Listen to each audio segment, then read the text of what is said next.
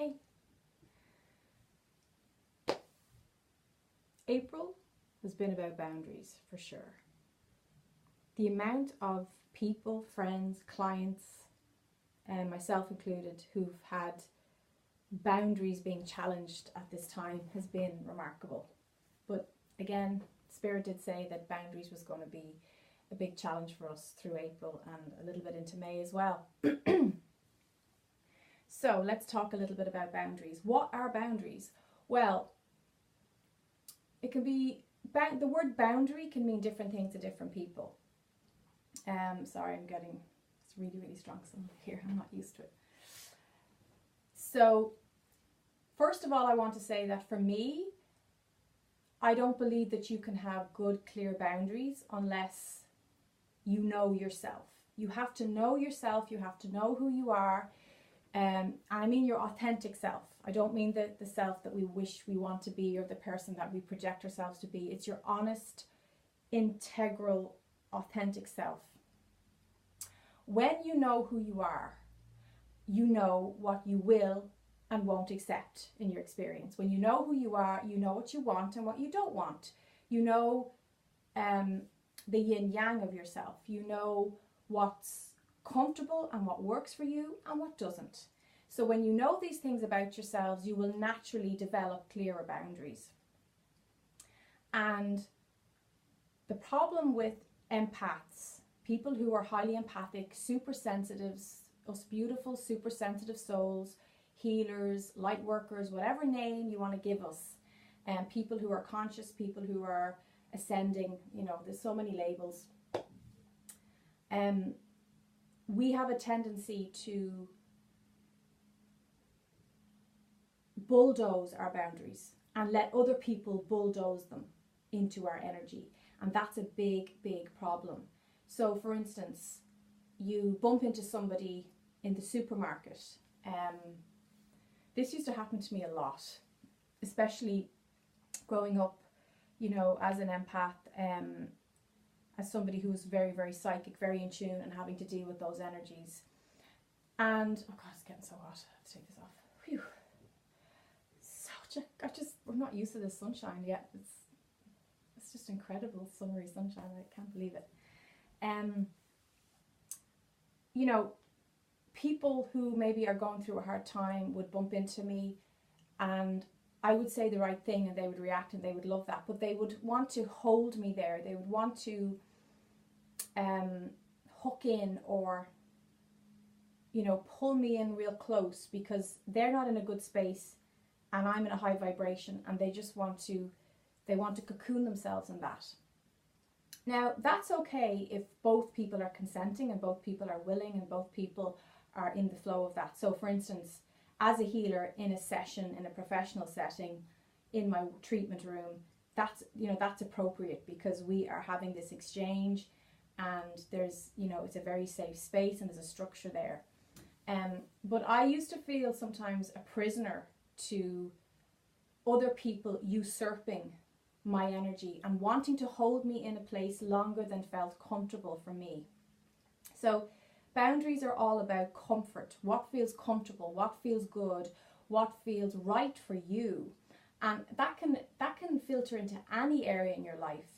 So maybe your boss relates to you, behaves with you in a way that doesn't feel comfortable. Maybe your friend talks to you in a way that doesn't feel comfortable. Or, your friend wants to use up more energy and more of your time than you feel comfortable with. That's where boundaries kick in. And it's about being assertive and it's about being able to say, that's enough, I have to walk away now. And you don't have to, you're obviously not going to say that to someone.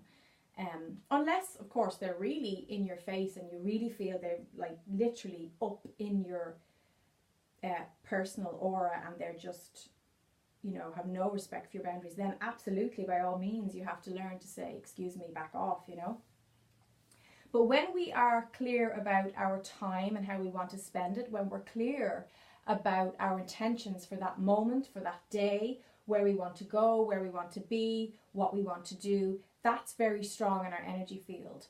So when that's clear in the energy field, people can feel that.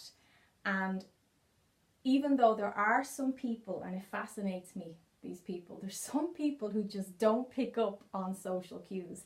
They don't pick up on body language, that you've had enough, that you're tired, that this is not of interest to you. Maybe that, you know, they're talking about something that's just boring. It's just not, they've dragged on too long. It fascinates me because as an empath, as someone who's super tuned in to everything around me and everyone around me, I pick up on those cues so subtly, like the tiniest little, you know, I know when enough is enough. I know when if something's uncomfortable for someone, and I'm very sensitive to that. In fact, you know, I'll be overly sensitive to that. So as a sensitive, it's hard for me to relate to those people who just don't have respect for my energy and for my time. And I find that really, really frustrating. It's something it's a theme of the super sensitive, especially us crystal souls, us crystal children, crystal energies. We have been dealing with this one we've been challenged with that theme like lifetimes, you know. So it's something I really am working on and really developing and really expanding now. And especially with my clients as well, because again, when a client comes into a session, they feel the angelic vibrations, you know, I hold a space for them, I hold the light, and it's a beautiful exchange. But again, some people it's just so lovely, they find it hard to leave, they, you know, and I understand that. But again, it's about respect, you know, it's about respecting that this is a person's work. They've been doing this all day. It's about honouring that person's energy and honouring their time and understanding that. And I mean, I give a lot in a session. I can often be 3 hours with someone, you know, which is crazy from a therapist. From like a lot of other therapists have told me that's just nuts, you know. And it's something again that I need to work on. But it's just when people feel those energies, they can be so attracted to them and feel so safe and feel so loved and feel so good. But again, as an empath, you'll be inclined to put yourself in that person's shoes and say, well, they're feeling wonderful, they're feeling good, and you can tune into how good they feel, but you can forget about your own feelings. You can forget that you're tired. You've been doing, you know, you've overextended the session, or you've overextended this conversation with someone. Maybe with this friend, they've been harping on about the same issue for years, for months, and you feel you've given everything you've got on it and there's just nothing left. And I think it's good to know when to walk away. It's good when to say, that's enough, you know. And again, you don't have to say that outside of yourself, but to say to yourself, I need to retreat now, I need to back off, and I need to renew myself. I think that's really, really important. To know, to stay tuned into yourself. And that's the big challenge for us sensitives, that we don't automatically step into the other person's aura and feel how good they're feeling, because then when we do come back, when they leave, and they leave feeling rejuvenated and wonderful, and we come back to ourselves, we can feel exhausted, we can feel drained, we can feel totally and utterly washed out, because you know, they have drained our energy, or we've allowed them. And that's the thing, we can't really be mad with those people because we've allowed our power to leak through those exchanges. So I'm asking you in your meditation, in your reflections,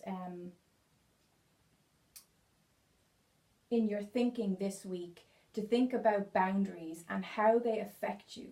So if you do have issues with boundaries and it's a regular thing, and you worry about meeting a certain person or bumping into certain people or certain situations where you know you give all your power away, you know that there's no clear boundary there, work on what physical behaviors can you take on, what physically can you do to back up the intention that that's enough, I need to retreat, I need to get back into my energy.